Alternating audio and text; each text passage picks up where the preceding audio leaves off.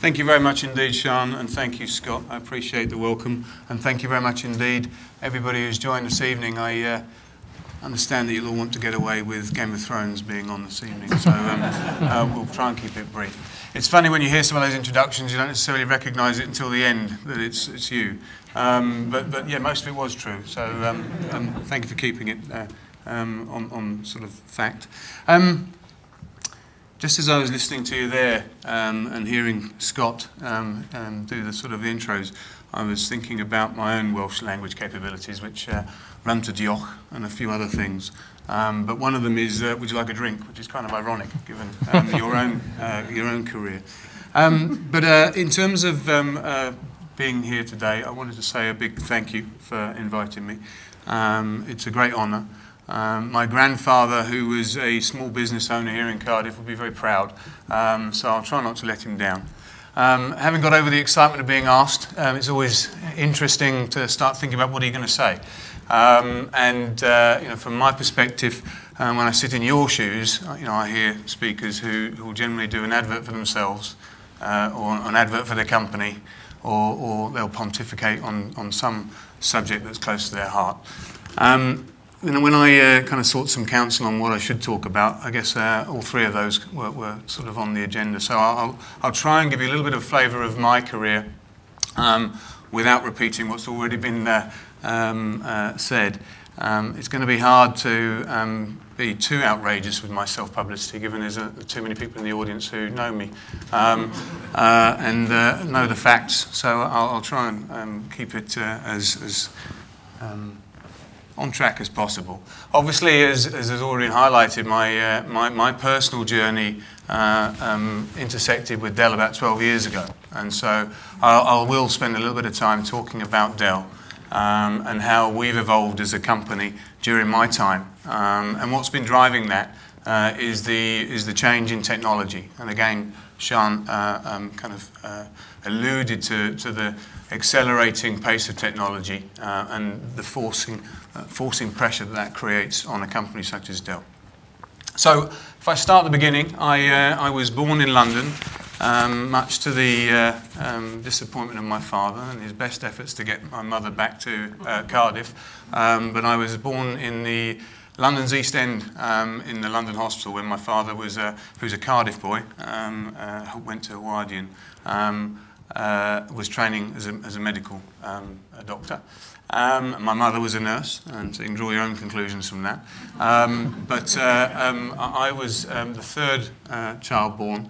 I was educated in Hertfordshire, went to an all-boys comprehensive school there, had my equality training at home when my two big sisters kind of beat me into shape. I spent many holidays down here in Cardiff. So my grandparents were based in Roath, Westfield Road, if any of you know, number 87, spent a lot of time kicking balls up and down Roath Parks and boating and going down the slides and so on, visiting Porthcawl and Penarth and the like. So when it came to university, it was a fairly easy choice for me. I was rugby mad came to Cardiff, and at the time, I understand there were two universities in the city, but it was only UCC as far as I was concerned. Yes, good. Yes, good. I can't remember what we called the other one, but anyway, by the time I did my MBA, there was actually only one university, and that's evolved into Cardiff University today. But I managed to combine a keen interest in rugby with a little bit of study, and as you say, I did manage to pass my MBA. A little bit of help from previous students, but that's always a good thing. You know, no such thing as an original idea, is there? Anyway, while I was at university, the university was good enough to afford me, you know, a lot of time to play rugby, and so I was afforded time to go off to Canada, playing with Newbridge, and Dubai, playing with Crawshays, actually, which was a great honour. And we won the Dubai Sevens in those days. So that was a massive privilege to be able to do that. And as I left university, rugby shaped much of my decision-making around the career that I would take. So I stayed here in Cardiff initially, and worked for a company called Phoenix Business Equipment, which was a Toshiba dealership, and spent my time knocking on doors up and down the valleys up to Newbridge and around that particular area, which was a school of hard knocks and makes your skin fairly thick, as you can imagine.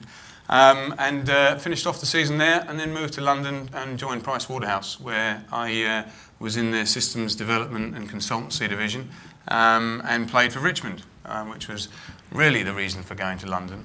And had a couple of seasons there, but consultancy really isn't terribly conducive for amateur rugby playing as was in those days, and I wasn't terribly good at programming, so I moved to Marlborough College. So as Sean said, I had a spell in education, and I joined the college in Wiltshire, taught business studies, ran the marketing of the school, and taught rugby. And played for Bristol.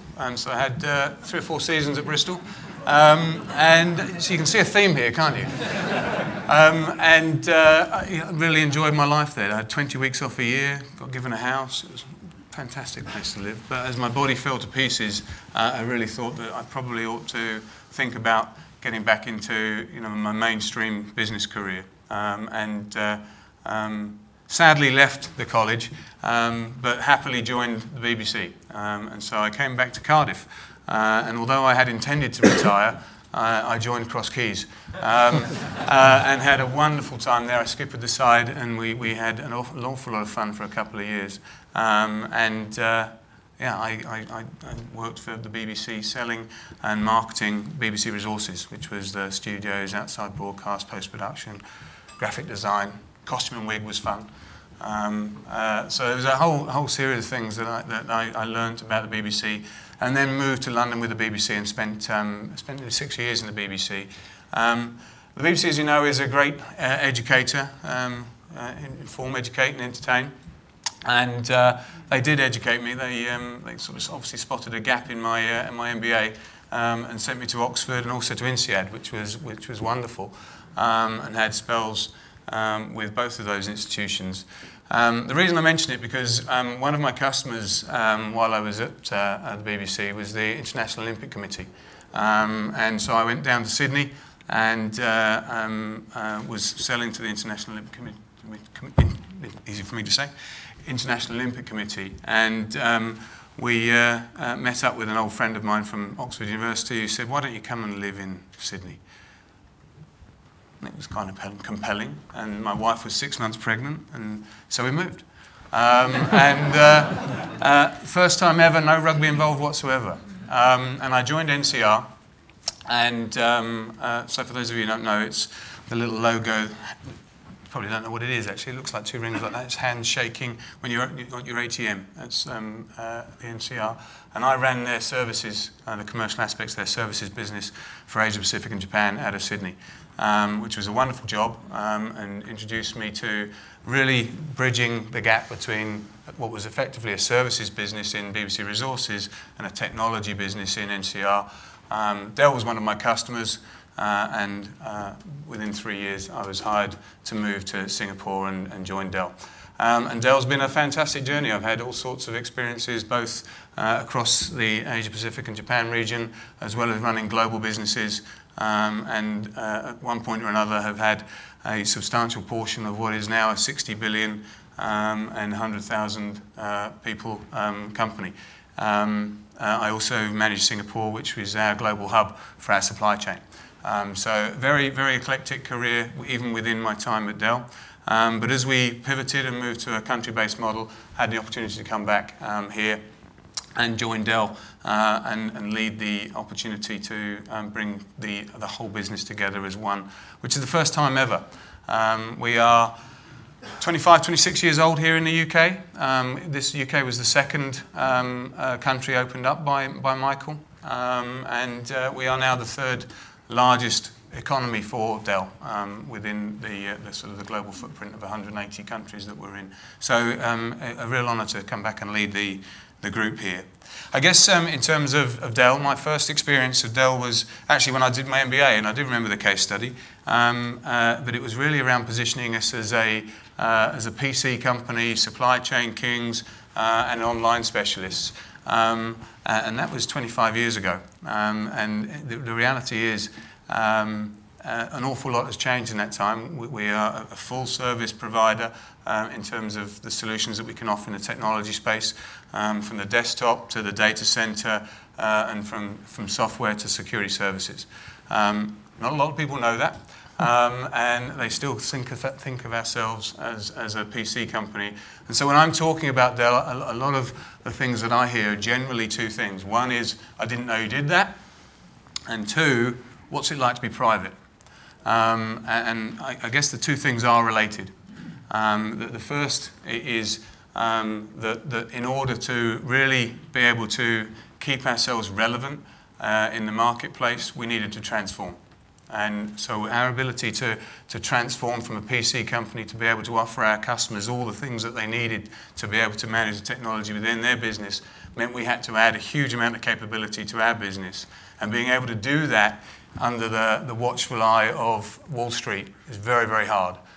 Driven by 13-week agendas, driven by gross margin percentage preoccupation, has made that transformation very hard. So about a year and a half ago, Michael was able to take us private. Paradoxically, he was able to take us private because the street was devaluing what we were doing. We had very low multiples. I think most commentators will tell you what a bargain he got. Nevertheless, he is now back at the helm.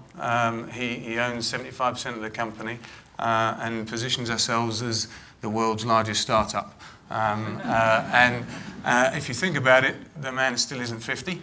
And to be able to achieve what he's done has been quite extraordinary.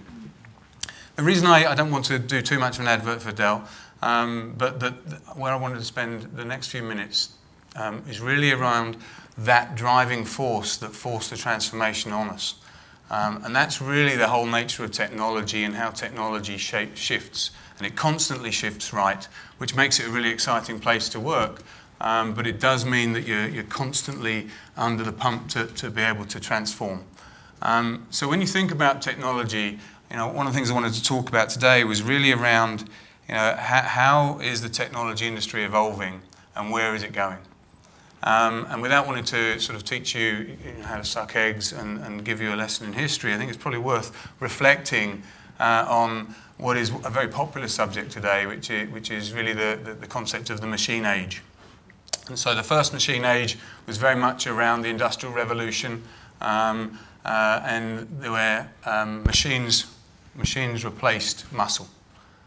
The second machine age was very much around low-grade administrative and mental tasks being replaced by machines. And that transformation really took place from the Industrial Revolution through to the Second World War. And if you think about it, there were huge amounts of social upheaval that came with those transitions. If you think about the mass unemployment that's generally created when you start replacing labour with capital. And that's a big challenge for us, and obviously without perhaps some of the sort of structural changes that were implemented around minimum wage and so on, we wouldn't have been able to transition between those two machine ages. I guess when you look at the lessons of those transitions, as I said, you generally see two phenomena. One is big increases in productivity and general economic gains as a consequence. The second thing that you see is a widening gap between the return on investment that you get from capital versus the return on investment you get from labour. And it's kind of interesting when you look at that to think about the third machine age. So if you think about today, where are we going? What will the third machine age look like? And the reason I mention that phenomenon about the impact of technology and how it generally disenfranchises labour. If you think about examples like Uber or Airbnb, there is technology actually reversing that trend, where you're now actually allowing employees and labour to gain access to capital on the margins and use underutilised assets and actually reduce the value of capital and the return on investment. So start reversing that trend. Really interesting phenomenon. There's a gentleman called Gene Friedman Some of you may have read about him, but he's the self-professed king of taxis in New York. Now, if any of you know anything about taxis in New York, they all run on a medallion license plate. They're about $1 million to acquire. And he basically has been borrowing heavily to acquire these medallions and rent them back out to taxi drivers. Great example of where capital is really getting a big return relative to labour. With Uber, those medallions aren't worth $1 million anymore. They're worth $500,000, they're going down. And so as a consequence, you're seeing that trend reverse. So the question really for me is, when you look at the third machine age, is that something that's going to continue? Or are you going to see a sci-fi world where artificial intelligence gradually improves to the point where we become slaves to machines? Stephen Hawking certainly believes that that's the case, and that we will see the end of mankind with the advent of technology. I guess a lot of people would say, well, actually, technology has got limitations. And if you think about it, they will articulate, manual dexterity, high kind of skilled type of roles. They'll talk about emotional engagements, relationships. They'll talk about art and innovation and say, machines can't do that. Well, I'm not necessarily a believer of that limitation of technology. If you think about the Google car, manual dexterity seems to have been proved not to be a limitation. If you think about the competition that's run every year where we, as the general public, interact with a human and a machine and have to tell the difference, last year was the first time that we failed to tell the difference. So relationships and emotional intelligence of the machines is developing all the time. So where does that take us? If you think about the Internet of Things, most of you will be aware of the IoT, the Internet of Things, about chips and capabilities being in everything that we use. Is that the future? It's not such a big leap of logic to think about the Internet of You, where you will have a chip. I don't know. I don't have all the answers, but what I would say is it's interesting to start thinking about that, but I would say technology isn't a destiny. We have a choice. And can we stop that future that I just described? And I think the answer I'd say is yes. And if you think about it, 25 years ago, I used to ride, when I was working for Price Waterhouse, I used to ride the London Docklands Light Railway, driverless trains, 25 years ago. For some reason, they haven't evolved. And you can pontificate on why, but society stopped that evolution. I think the only other case when I started thinking about this was those little pods at the car park at Heathrow that take you. But it's not a massive leap of logic to see that developing fairly quickly within society. Probably less comfortable for our generation. Sorry if you're a lot younger than I am, I mean generically. But if you think about Gen Next coming through, I don't see them having the same resistance to being driven around by a machine. So it's going to be interesting to see how that goes. Don't know the answer, but what I would say is that in the interim, there's massive opportunity that's created by the shifting right of technology, and I think there's a great place for Wales in that. And so, I would pontificate, as I said I would, as to how is it that Wales can grab more than its fair share of that opportunity. And I think if you will kind of bear with me for a couple of moments, I would articulate this in a number of areas. I think the first one I would say is kind of picking on one of Bill Clinton's 92 election campaign trails. It's the economy. I think it was the economy stupid, if I recollect correctly. But really, it's great to be able to start seeing the progress that we're making here in Wales, and the Welsh Government really investing in everything from broadband and the infrastructure, the education, and the sort of the entrepreneurial spirit that is really driving more and more innovation within Wales. So I think the investment in the foundations of the economy are crucial. I think although education is a massive part of being able to engender that, I think that there is a piece that's often missing. As I said, the entrepreneurial spirit is something that we've really got to encourage and push on. We at Dell, we have a fairly close affinity. As I said, we're a 30-year-old startup to the entrepreneurs in the marketplace, and we spend a lot of time engaging with that community. And two general observations. One is a lack of finance, and so I think the idea of a development bank is really important, and that could take many forms, but something that I think we should really look at. And the other is really around why is it that we have so many startups, particularly in Wales relative to the rest of the UK, that don't develop into the Mittelstand and that don't become $60 billion companies like Dell over a 30-year period. And I think actually as we look at, a lot of it is to do with the fact that the businesses aren't built on a model, they're not built on an IP, they aren't creating leverage that enables scale.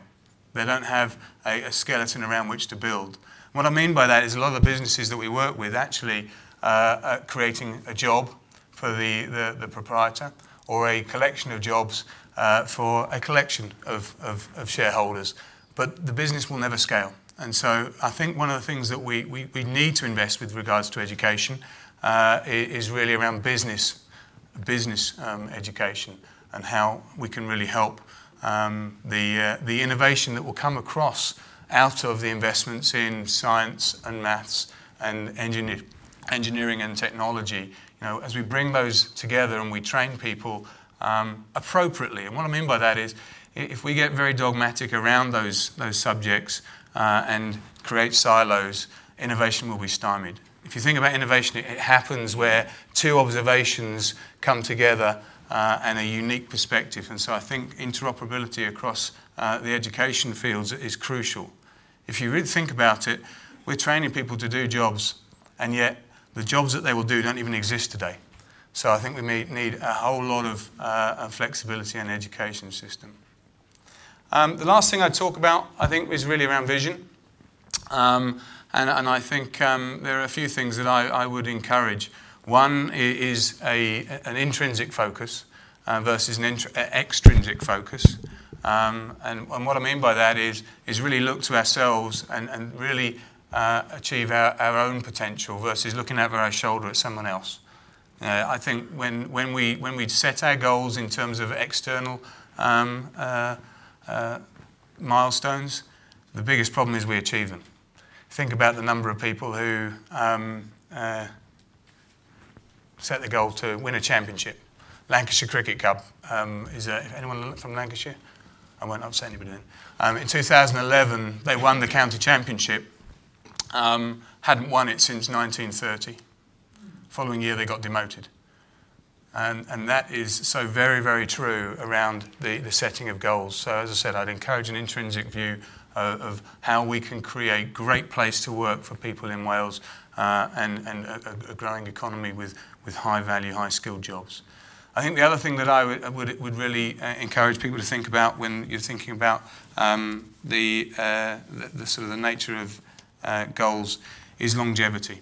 So I mentioned that I spent a long time in Singapore.